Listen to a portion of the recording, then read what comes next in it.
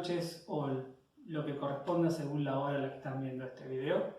Estamos de vuelta acá con tecnología de programación. Hoy vamos a hablar del paradigma orientado a objetos. En la última clase resumimos muy brevemente la historia, las cosas que pasaron, que nos llevaron a la necesidad de tener el paradigma orientado a objetos. ¿Sí? Si recuerdan, la situación que habíamos planteado era la necesidad de resolver problemas complejos, que las estrategias que se usaban en ese momento no se adaptaban a las características propias de los problemas que se resolvían con sistemas de información o con sistemas informáticos. Entonces se necesitaba una manera nueva, diferente de pensar las soluciones. Y esta nueva manera, lo que se necesitaba, las características que se esperaban de esta nueva manera, es que fuese, o se hiciera énfasis en la confiabilidad, la reusabilidad y la extensibilidad. Esto es, minimizar la cantidad de errores, reducir la posibilidad, bueno, como dije recién, reducir la posibilidad de tener errores, aumentar el reuso de las cosas. Si yo voy a hacer algo que es muy parecido o igual a algo que ya hice, poder reusarlo y no tener que hacerlo de vuelta, y que sea fácil introducir nuevos cambios. Todo eso era parte de las características que se necesitaban de esta nueva estrategia para pensar las soluciones. Y ahí es donde aparece el paradigma orientado a objetos. Entonces, lo que está bueno ver, o que es lo que vamos a empezar a ver, es cómo el paradigma y lo que el paradigma me ofrece se puede vincular con estas tres características, con la confiabilidad, la reusabilidad y la extensibilidad. Entonces, cuando hablamos del paradigma orientado a objetos, ¿sí? Lo voy leyendo acá porque no me lo acuerdo. Me acuerdo la letra de la canción de los halcones galácticos, pero esto no me lo acuerdo. Cuando hablamos del paradigma orientado a objetos, lo primero que nos viene a la cabeza es el concepto de clase. Dentro hay tres conceptos que introduce el paradigma: clases, objetos y mensajes. ¿Sí? Estos forman quizás la base del paradigma orientado a objetos. La clase es nuestra representación de información, donde nosotros ponemos los tipos, el tipo de dato, los métodos que vamos a usar, la representación interna de ese tipo de dato. Los objetos son las instancias de nuestras clases y los mensajes o los servicios son la forma como los objetos se van a comunicar entre sí. Lo que introduce el paradigma orientado a objetos, que va de la mano de la clase, es que bajo el paradigma, la principal importancia, el foco, cuando nosotros empezamos a analizar el problema y lo vayamos a representar, va a estar en las cosas, en lo que vamos a llamar los sustantivos. Fíjense que en todo lo que ustedes han estado haciendo ahora, en IPO o en estructura, ustedes tenían la clase pila, la clase grafo, la clase auto, la clase persona. Pero nunca tenían la clase correr, la clase caminar. ¿Por qué? Porque esas últimas clases, correr, caminar, son acciones. Y bajo el paradigma orientado a objetos, las acciones las vamos a vincular a los mensajes o a los servicios que nos ofrecen las clases. Las clases van a representar las cosas que están involucradas en este problema que tenemos que resolver. Entonces van a ver que siempre las clases son sustantivos. Eso lo vamos a usar más adelante, cuando empecemos a crear nosotros los diagramas de clase. Y eso está bueno verlo porque hay otras formas de pensar las soluciones, otros paradigmas donde el foco se pone primero en las acciones, que no es este el caso. Entonces primero nos enfocamos en lo que van a ser los sustantivos, en las cosas. Clase auto, clase persona, clase animal, clase avión. Después necesitamos saber qué características tienen esas cosas, cómo se representan. La persona tiene un nombre, la persona tiene una fecha de nacimiento, el auto tiene un motor, tiene un tanque de combustible. Estas características que a mí me describen la cosa son lo que después terminan siendo los atributos. Y lo que la cosa hace, ¿sí? El auto se pone en marcha, el auto acelera, frena, dobla, ahí es donde aparecen las acciones, van a terminar siendo las cosas que hace mi clase, que van a ser los métodos. Todo esto muy a grandes rasgos. Igual, y de nuevo, obviamente, aparece el concepto de objeto. Recordemos que cuando nosotros hablamos de una clase, cuando nosotros describimos una clase, estamos diciendo, en el marco del problema que estamos resolviendo, cómo se representa ese concepto. Es decir, yo digo un auto, yo tengo la clase auto y el auto tiene una patente.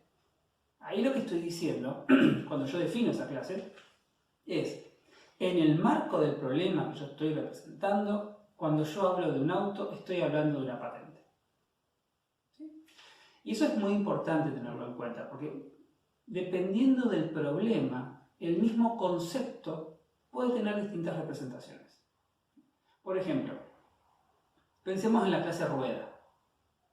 O pensemos que yo estoy hablando del concepto rueda, no hablemos todavía de clase. Rueda de autos. Yo puedo tener un problema que yo quiero representar que tiene que ver con un juego de carreras de Fórmula 1, en donde, si alguna vez vieron alguna carrera de Fórmula 1, la información de las ruedas es muy importante. ¿Qué tipo de rueda es? Si es para asfalto seco, mojado, cuál es la presión que tienen las ruedas, cuál es el nivel de desgaste. Esto quiere decir, y esto es para cada una de las 4 ruedas. Fíjense que en este problema, cuando yo en la misma acción de describir el problema les estoy diciendo mucho de las ruedas. Esa es una señal, de vuelta lo vamos a ver la semana que viene, pero esa es una señal de que el concepto de rueda es muy importante acá, porque les estoy hablando mucho sobre la rueda. Entonces la rueda muy probablemente termine siendo una clase. Una clase con un montón de información. Presión, características, tipo, desgaste y un montón de otras cosas más. Ahora, el mismo concepto rueda, yo puedo pasar a otro problema, por ejemplo, el GTA V, en donde yo quiero saber cosas de la rueda. Y en el GTA V lo que a mí me importa de las ruedas es si está pinchado o no. Eso es todo lo que a mí me interesa, supongamos. Fíjense que ahora es el mismo concepto, sigo hablando de ruedas, pero lo que les digo sobre las ruedas, cambiando de problema, es distinto.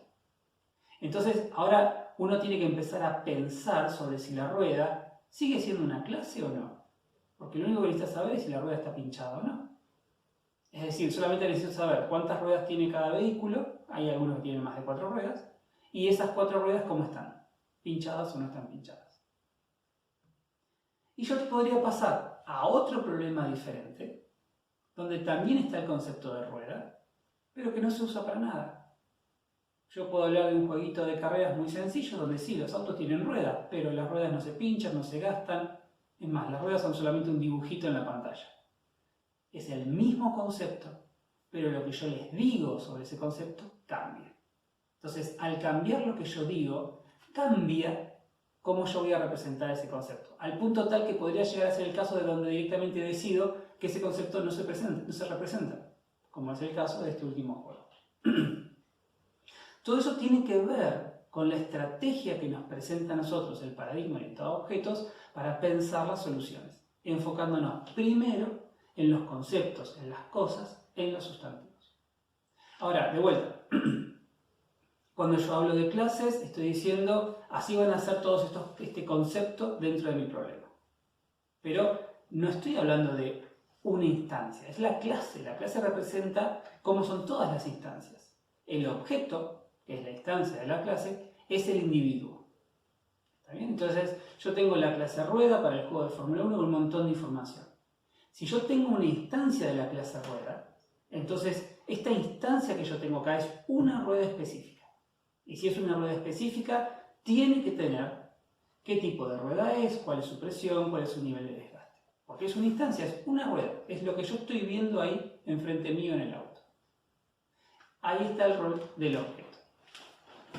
Y en ejecución, un programa que está hecho orientado a objetos, en ejecución es un conjunto de objetos que interactúan entre sí, que se mandan mensajes. Esos son los primeros conceptos que nos introduce el paradigma. Y algo muy importante dentro de estos conceptos que introduce el paradigma tiene que ver con la clase. Porque una típica pregunta de cualquier examen final o cuestionario que tengan que rendir en la materia es ¿qué es una clase? Y en la definición que ustedes van a encontrar van a ver que siempre se dice una clase es un tipo de dato y es un módulo. Ahora bien, ¿por qué esa definición? ¿Por qué hablamos de que la clase es un tipo de dato y un módulo? Porque en lenguajes anteriores o en paradigmas anteriores, nosotros tenemos el concepto de módulo. El módulo es donde yo guardo cosas. Entonces, yo tengo un módulo que puede ser un archivo y yo en ese archivo guardo información. Por ejemplo, las operaciones. Esa es la función del módulo. En algunos lenguajes, uno muy viejo, por ejemplo, se llama Modula 2, quizás Sergio Gómez se lo haya comentado.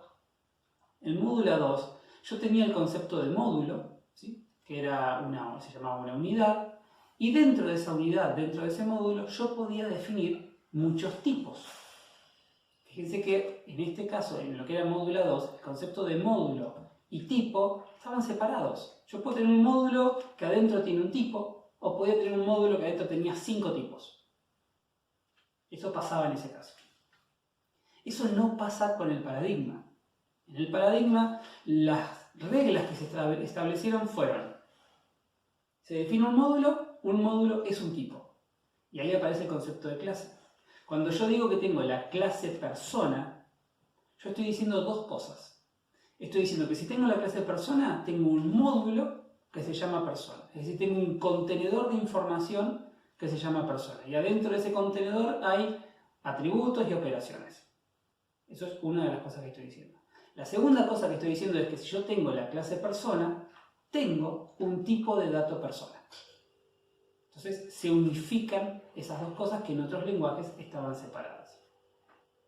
Básicamente acá estoy hablando de un tipo de dato abstracto. Muchas de las cosas que se presentan acá no son inventadas por el paradigma. La idea de reusabilidad, de extensibilidad, son conceptos que venían de lo que era la modularización y de los tipos de datos abstractos. Y tres mecanismos también claves que nos trae el paradigma son el encapsulado, el polimorfismo y la herencia. El encapsulado es la forma como nosotros guardamos la información y cómo en el paradigma separamos lo que son las operaciones que nos ofrece una clase de su implementación. Dentro del paradigma, de vuelta, esto no es nuevo para el paradigma, ya por ejemplo Modula 2 lo hacía.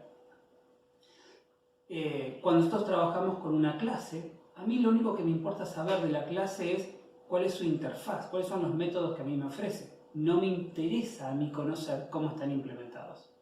Esa separación me permite a mí enfocarme en el qué hace la clase y no en el cómo lo hace. Y eso ayuda, también lo vamos a empezar a ver más adelante, ayuda a la comunicación entre las clases. Eso por el lado de lo que es la parte de encapsulado. Cada objeto es un encapsulado, básicamente. El polimorfismo es la habilidad que vamos a tener de poder referenciar distintos tipos o distintos objetos a partir de una variable definida. Esto nos va a permitir, nos va a dar a nosotros flexibilidad. Eso que nosotros queríamos tener, parte de la motivación para tener el paradigma, para poder introducir nuevos cambios. Yo hoy estoy referenciando a un auto y mañana con el mismo objeto puedo estar referenciando a otra cosa. Hay reglas que tenemos que respetar, pero tenemos esa libertad. Y eso es parte del polimorfismo. Y por último tenemos la herencia. La herencia viene también a solucionar esta necesidad que teníamos de poder introducir cambios y poder reusar cosas. Yo tengo una clase que es la clase auto. La clase auto hace un montón de cosas. Yo necesito cambiar algo. La clase auto, como está en un 99%, me sirve, pero necesito cambiar cómo se calcula cuánto combustible le queda. Sin herencia, si yo no tuviese ese mecanismo, mi única opción sería o me meto en la clase y la modifico, o hago una clase nueva, copio y pego lo del anterior y solamente cambio lo que tengo que cambiar. Eso genera muchos problemas de incompatibilidad, no ayuda realmente al reuso. La herencia, que vamos a ver que hay distintos tipos de herencia, pero dentro de una de esas formas de hacer herencia, lo que a mí me permite es decir, bueno, este es mi auto, dame todo lo que tiene el auto, pero yo decido cambiar esta parte. Pero sigo teniendo el auto original. Entonces, toda la gente, todos los otros objetos que interactuaban con el auto original, siguen interactuando con el mismo auto. Así que ahí no se va a romper nada. Y ahora tengo un auto nuevo, una nueva clase, que hereda de la clase original auto. Y yo puedo trabajar también con esta clase nueva. Esas reglas que vamos a ver que existen para hacer la herencia, para hacer el polimorfismo, para hacer la vinculación dinámica de código, ayudan a lo que es la parte de flexibilidad y reusabilidad, que es de vuelta la motivación por la cual nosotros estamos haciendo todo esto. Entonces, estas soluciones que nosotros vamos a crear utilizando el paradigma, estos sistemas que vamos a modelar, como lo vamos a decir, van a estar formados por clases. Las clases van a definir tipos, las clases van a contener atributos y operaciones, y a partir de las clases yo genero instancias que son los objetos. Que en realidad el sistema en ejecución está formado por objetos, porque los que corren son los objetos. Entonces, un sistema orientado a objetos es un conjunto de objetos, ¿sí?, que se están comunicando entre sí. En todo momento hay un único objeto que decimos que es el que está activo, es el que está ejecutando. Si ese objeto le pide algo a otro objeto, se está pasando la ejecución a ese otro objeto. Y constantemente tenemos un intercambio de mensajes o de servicios, donde se identifican los conceptos de cliente y de servidor. Hay un cliente, hay un objeto que necesita algo, hay un servidor que le ofrece ese algo. Entonces el objeto A le pide al objeto B la función F. Cliente, servidor. Que eso también lo vamos a ver mucho a lo largo de la materia. Entonces, este es el panorama que nos plantea el paradigma orientado a objetos. Esta es la forma de pensar que nos ofrece el paradigma orientado a objetos. Y de nuevo, no hay duda de que ustedes ya saben programar con este paradigma. Que ya lo han hecho. Y bien, si llegaron hasta acá es que lo hicieron bien. La idea ahora es empezar a discutir o a evaluar cómo hacemos nosotros para tomar un problema y a partir de ese problema diseñar una solución orientada a objetos que ustedes después van a poder implementar. Entonces nos vamos a enfocar en esta primera parte primero. Para eso lo que vamos a hacer, antes de empezar específicamente a ver cómo hacer todo esto, es en la próxima clase repasar lo que es UML. Cómo nosotros vamos a anotar todas estas decisiones que nosotros vamos a hacer. Y eso lo vamos a hacer a través de algo que se llama UML. Alumnos que estén haciendo la materia modelos, no hace falta que vean esa clase porque lo están viendo en modelos. El resto, quédense acá y lo ven en la clase que viene.